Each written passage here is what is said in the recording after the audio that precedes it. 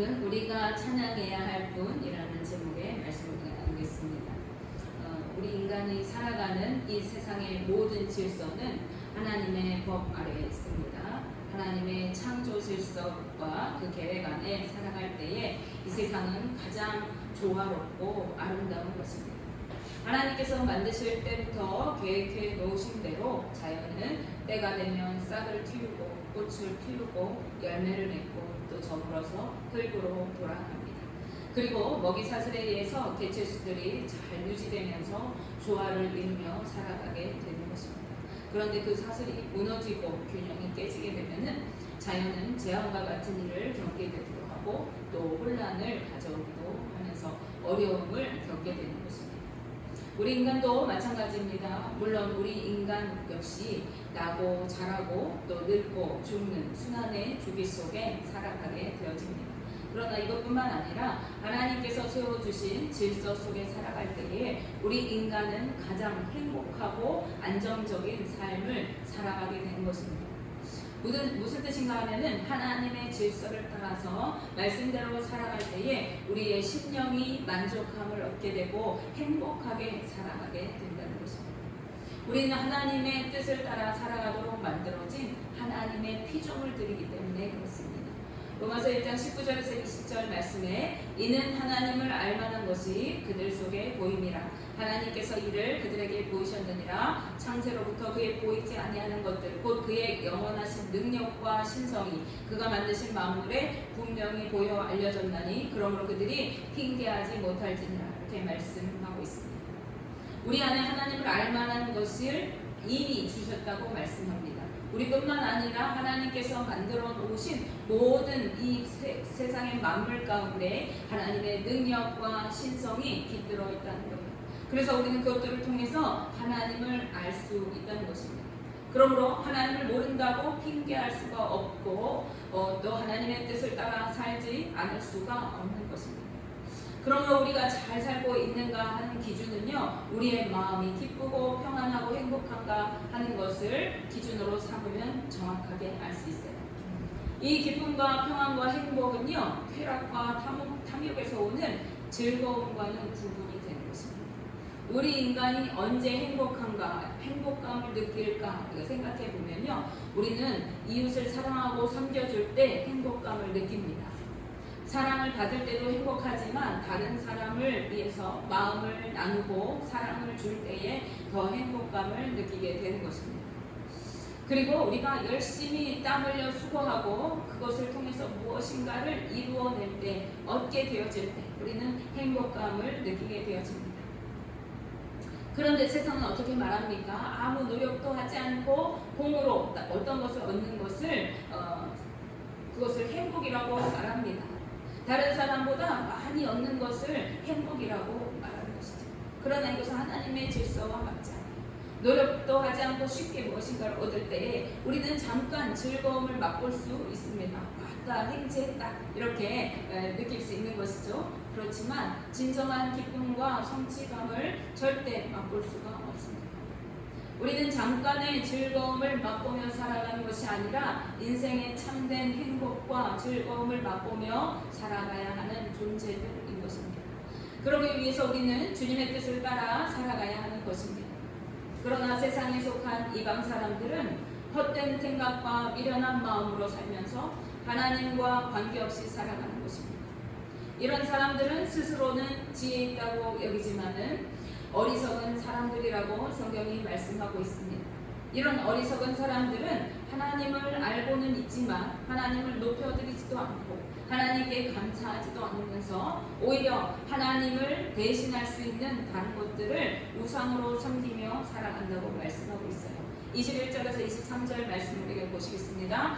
하나님을 알되 하나님을 영화롭게도 아니하며 감사하지도 아니하고 오히려 그 생각이 허망하여지며 미련한 마음이 어두워졌나니 스스로 지혜 있다 하나 어리석게 되어 썩어지지 아니하는 하나님의 영광을 썩어질 사람과 새와 짐승과 기어다니는 동물 모양의 우상으로 바꾸었느니라. 이렇게 말씀하고 있습니다. 하나님을 모르는 것이 아닙니다. 하나님을 알고 있지만 믿지 않고 따르지 않고 마땅히 피조물로서 하나님께서 주시는 것들에 감사하며 살아야 하지만 감사하지도 않는 것입니다. 하나님의 은혜를 당연한 것으로 여기면서 살아가고 헛된 우상들을 만들어 섬기면서 스스로가 지혜 있다고 생각하면서 산다는 것입니다. 당시 이방인들은요, 사람인 최고 권력자 왕을 우상으로 만들어서 그 형상을 만들어 섬겼던 시대였습니다. 그런가 하면은 여러 가지 새와 짐승과 심지어 기어다니는 곤충들까지도 형상화하고 우상으로 섬겼습니다. 지금도 힌두교 국가에 가면은요, 원숭이도 섬기고 쥐도 섬기고 또 바퀴벌레도 신으로 섬기는다고 이야기 들었어요. 힌두교 국가뿐만 아니라 일본도 사원 문화잖아요. 골목을 돌아갈 때마다 거기에 사원을 세워두고 새로운 신에게 절을 하고 섬긴다고 합니다.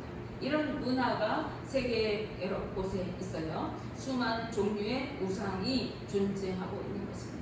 우리나라도 마찬가지죠. 우리나라도 이전에는 장승이나 소떼 같은 그런 형상들을 마을 어귀에 세워뒀어요. 그 이유는 그것들이 마을을 지키는 신이라고 여겼기 때문입니다.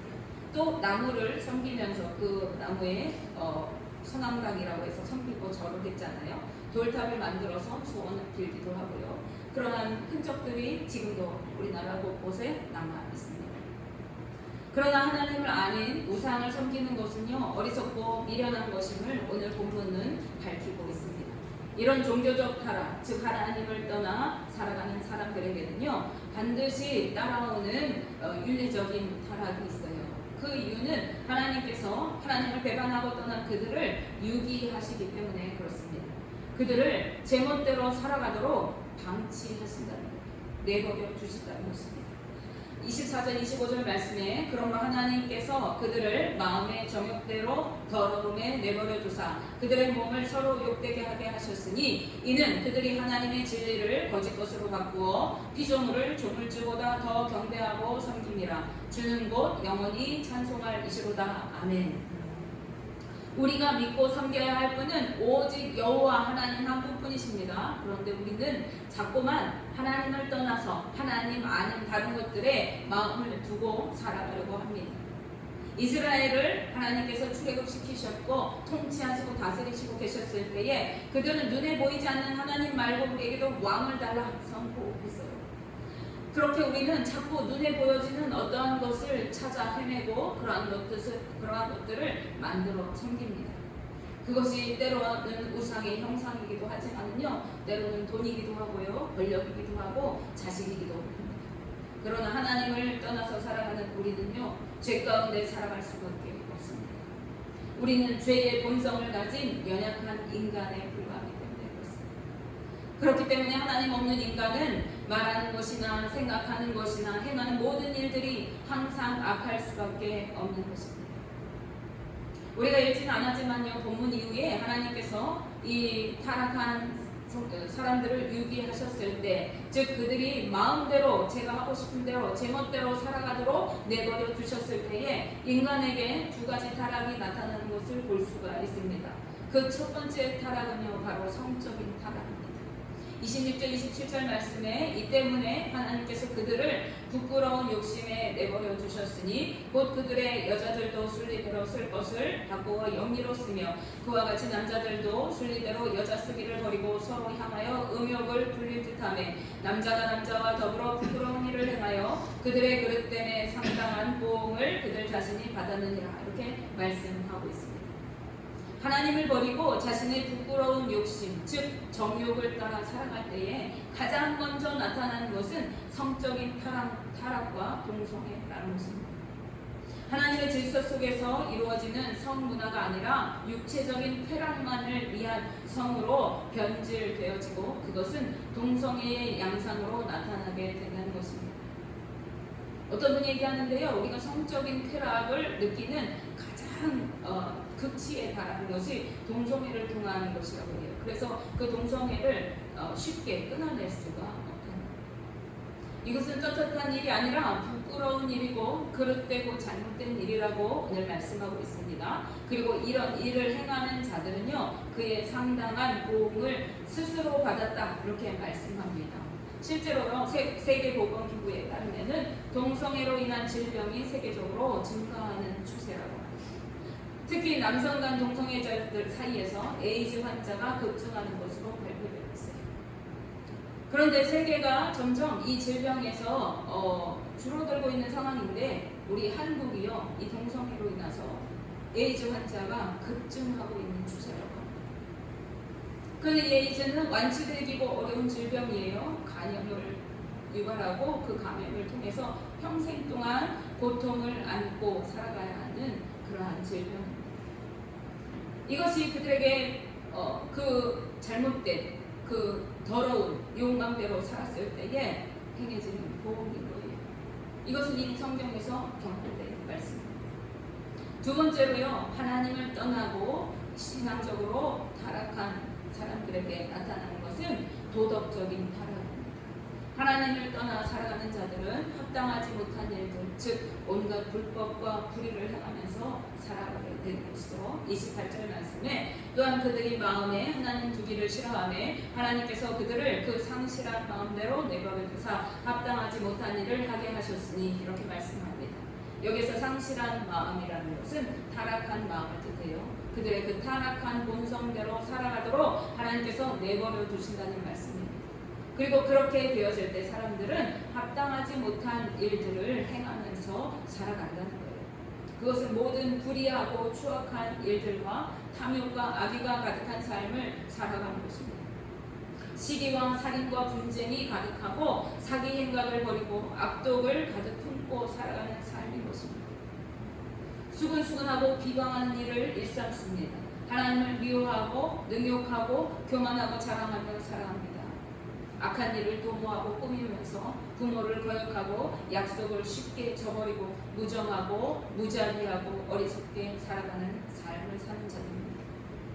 하나님 없이 살아갈 때에 이러한 삶을 살면서도 스스로는 지혜롭다고 여기면서 살아간다는 것입니다.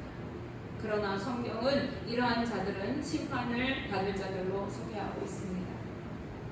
32절 말씀에 그들이 이 같은 일을 행하는 자는 사형에 해당한다고 하나님께서 정하심을 알고도 자기들만 행할 뿐 아니라 또한 그런 일을 행하는 자들을 옳다 하느니라 이렇게 말씀합니다.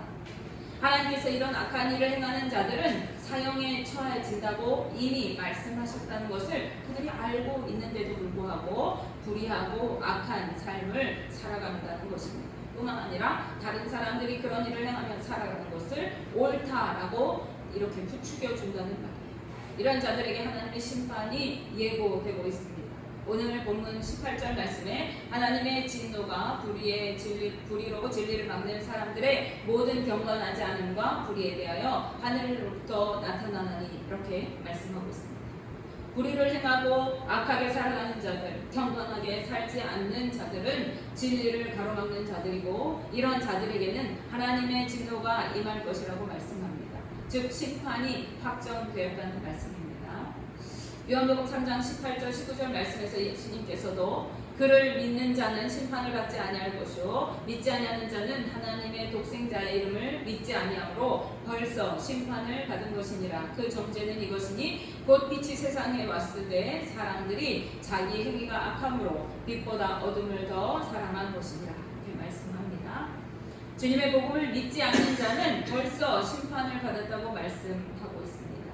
그들은 자기 행위가 드러날 것이 두려워서 빛을 미워하고 어둠을 사랑하는 자들이라고 말씀하고 있어요. 즉 자신의 정욕대로 살도록 유기된 자들, 버려진 자들은 자신을 그 정욕대로 살아가면서 온갖 불의와 부정을 저지르는데 이것이 부끄러운 일인 걸 알아요. 그래서 이것이 드러나는 것이 싫거든요. 그래서 복음 앞으로 나오지 않는다는 것입니다.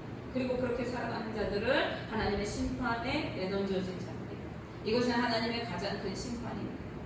죄를 지어도 아무 일도 일어나지 않는 것 같고 잘 되는 것 같고 그래서 제 생각대로 잠깐의 즐거움과 쾌락을 쫓아서 살아가게 되는 자들, 이들은 결국에 영원한 지옥불에 던져지게 될 자들입니다. 왜 이렇게 되어버리고 말았습니까? 이들이 하나님을 알되 하나님을 영원롭게 하지 않았기 때문입니다. 하나님의 뜻을 따라 살아가고 하나님을 믿고 섬기며 살아가야 하지만 스스로 지혜롭게 여기면서 하나님을 배반하고 버렸기 때문입니다. 하나님 아닌 사람과 피조물들을 섬기면서 의지하는 삶을 살았기 때문입니다. 이러한 신앙의 타락, 영적인 타락은 곧 성적인 타락으로, 도덕적인 타락으로, 윤리적인 타락으로 이어져서 불의와 악독을 저지르며 살아가게 되는 것입니다. 우리는 하나님을 떠나서는 결코 바르게 살아갈 수가 없는 죄의 본성을 가진 연약한 인간들이기 때문에 하나님을 떠나서는 결코 의롭게 살아갈 수가 없는 것입니다.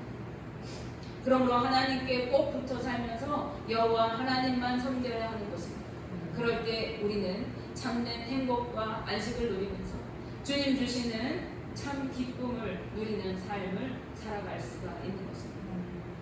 우리가 믿고 섬길 다른 어떤 것은 없습니다. 우리는 오직 여호와 하나님만 높이며 찬양하고 그분만 의지하며 믿고 따라가야 하는 것입니다.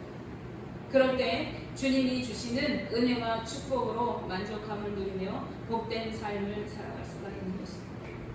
오늘날 우리 현실은 오늘 이 로마서에서 바울이 밝히고 있듯이 타락의 시대를 살고 있어요. 말세를 살아가기 때문에 사람들은 하나님이 없다고 말하면서 제 소변에 오른 대로 살아갑니다.